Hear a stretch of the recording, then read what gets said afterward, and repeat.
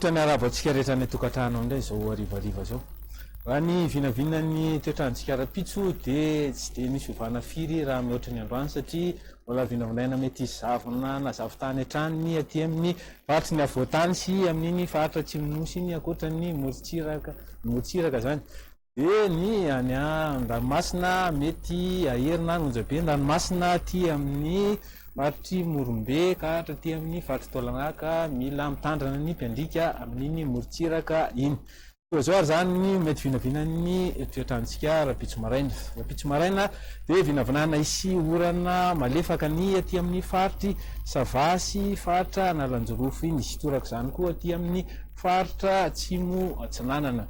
Araka ilay teneniko teo dia mety zavona na zavotany ny aty amin'ny faritra avoatany aty sy ny faritra Atsimonosy aty. Ny faritra sisa moa dia ibalika ny masoandro. Raha ny tolakandro indray dia mbola mitoetra hatrany ny orana aty amin'ny faritry Savasy, Analanjorofo fa somary hitatra kely ny orana aty amin'ny faritra Atsimo Atsinanana aty satria mety hitatra hatrany ny faritra Anosy sy aty amin'ny ilany Atsinanan'ny Orombe iny. Ny faritra sisa zany dia mbola ibalika hatrany ny masoandro.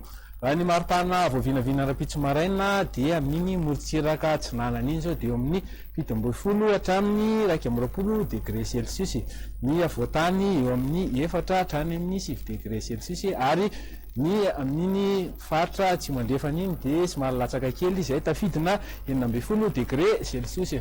Ny tolakandro indray dia ny maripana nisy fidinany kely ny maripana aty avoatany izay eo amin'ny 20 sy 20. Ny Morontsiraka Atsinanana dia any amin'ny 20 hatrany amin'ny 20 degré Celsius dia tafakatra 430 degré Celsius zany ny faritry Mahajanga iny.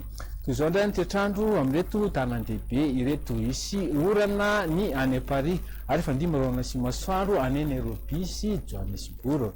Ny toetrandro amin'ireny nosy manodidina antsika reto indray dia ibalika ny masoandro any Mayotte sy La Réunion. Isy orana tandrifin-drahona ny any Seychelles, torak'izany koa ny any Comore fa ifandimby sy masoandro ny any Maurice. Izay ary ny azona tolotra amin'izao hariva zao. Metraka amin'ny mandra-piona indray veloma tompoko.